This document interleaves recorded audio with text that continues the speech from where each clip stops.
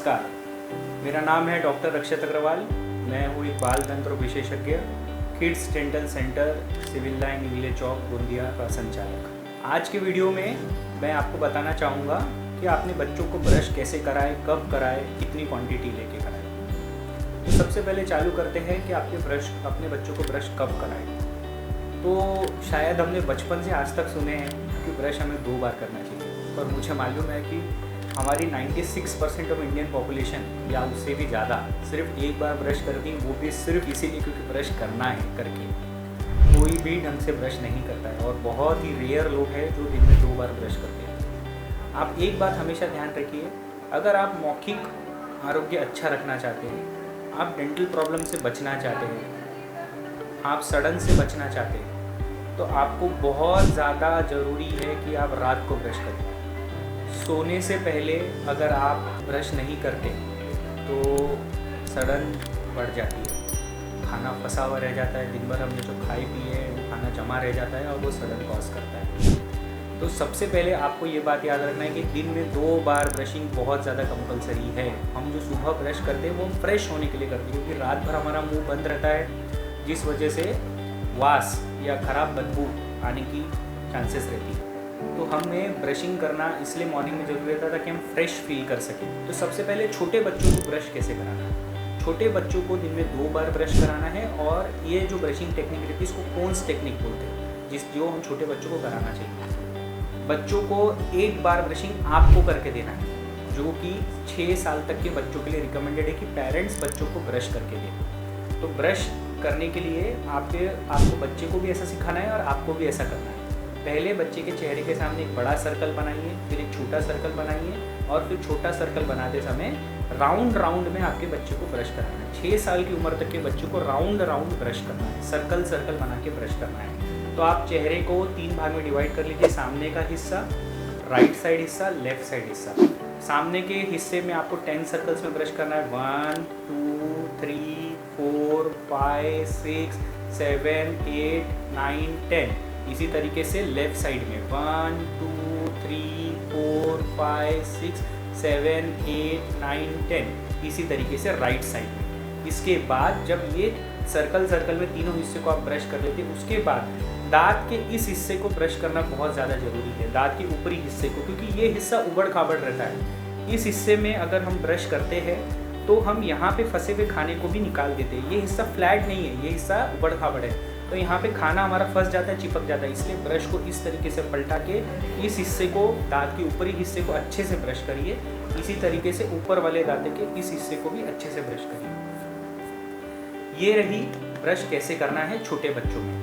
दूसरी चीज़, ब्रश का प्रमाण कितना रहना चाहिए। हमने यूजुअली एड्स में देखे हैं कि ब्रश के पूरे हेड को इस तरीके से पूरा भर देते हैं। इतने पेस्ट की हमें ज़रूरत नहीं है। छोटा बच्चा जो 3 साल 4 साल तक का बच्चा है, उसको चावल के दाना, एक सिंगल चावल का दाना रहता है ना, उतना पेस्ट आपको यूज़ करना है, ठीक है। और उनसे बड़े बच्चों के लिए से लेकर एडल्ट तक के लिए आपको सिर्फ एक मटर के दाने के आकार जितना पेस्ट यूज़ करना है। वो जो इतना सारा पेस्ट ले रहे हैं ना, वो तो ऐड है, वो तो चाहते हैं उनकी क्वांटिटी ज़्यादा बिके। और आप एक बार समझिए, पेस्ट ज़्यादा इम्पोर्टेंट नहीं है, ब्रश ज़्यादा इम्पोर्टेंट है। ब्रश प्रिंसिपल इंस्ट्रूमेंट है, ब्रश का कोई अल्टरनेटिव नहीं है। ऐसी कोई भी वजह नहीं है, ऐसा कोई भी कारण नहीं है जो आपको ब्रश ना करने दे। कोई भी ऐसा कारण नहीं है जो आपको ब्रश ना करने दे। इसलिए ब्रश का प्रमाण 3 साल से छोटे बच्चों के लिए मटर के दाने जितना भी नहीं चाहिए, उनसे चावल के दाने के आकार जितना चाहिए। 3 साल से ऊपर से लेकर अडल्ट तक, है ना, मटर के दाने जितना पेस्ट आपके लिए काफ़ी है। एक फैमिली के लिए एक फैमिली पैक का जो 200 ग्राम का ट्यूब आता है, वो 6 महीना चलना चाहिए अगर आप दोनों टाइम ब्रश करते हो। 4 लोगों की फैमिली के लिए। और अपना पेस्ट कितना चलता है? 1 महीना। तो आप बताइए, मैं तो आपका खर्चा बचा रहा हूँ, है कि नहीं। तो इसीलिए ब्रशिंग की टेक्निक इंपॉर्टेंट है और ब्रश करना इंपॉर्टेंट है। बहुत बार तो हमारा ब्रश हम हवा में ही टंगाते थे, हवा में ऐसे गोल गोल घुमाते थे और बाहर निकाल लेते, और ऐसा लगता हाँ हमने ब्रश कर लिया। ऐसा नहीं है। आपका ब्रश दांतों को प्रॉपरली टच होना चाहिए, और उसके बाद अच्छे से दांत का हर हिस्सा ब्रश होना चाहिए, ठीक है। इनसे बड़े लोगों के लिए, जो छोटे बच्चे हैं, इनसे बड़े लोगों के लिए आपको हम बास टेक्निक बोलते हैं। बास टेक्निक से ब्रश करना सबसे इफेक्टिव रहता है। इस टेक्निक में आपको क्या करना है, जो आपका मसूड़ा और आपका जो दांत है, इसके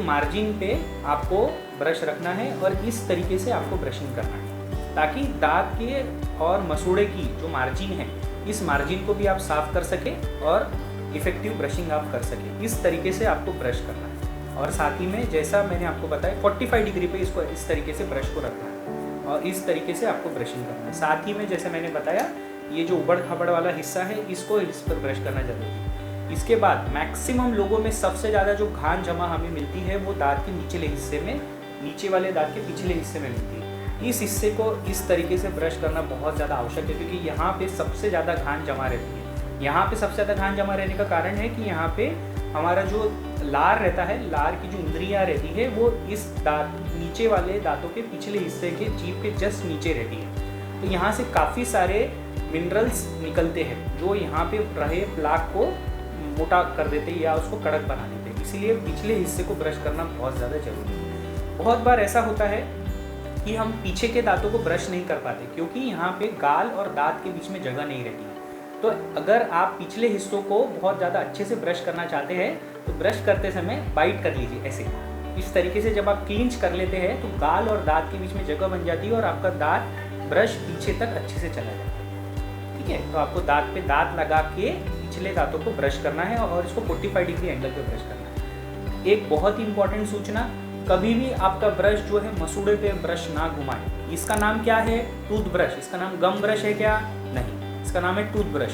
तो टूथ ब्रश का मतलब टूथ को ब्रश करने वाला, गम्स को ब्रश करने वाला नहीं। तो कभी भी आपके ब्रश को मसूड़े पे लगने ना दे। मसूड़ा एक बहुत ही सेंसिटिव ऑर्गन, सेंसिटिव पार्ट रहता है, और मसूड़े को अगर जरा से भी रगड़ दिया जाए तो मसूड़े से ब्लीडिंग चालू होती है। बहुत सारे पेशेंट्स की कंप्लेंट रहती है कि हमें ब्लीडिंग गम्स है। तो ब्लीडिंग गम्स क्यों होते हैं? क्योंकि हम ब्रश को मसूड़े पे लगा देते हैं। ब्रश को कभी भी प्लीज़ मसूड़े पे ना लगाएं। तो 3 मुख्य बातें, दोनों टाइम ब्रश करना बहुत ज़्यादा ज़रूरी है।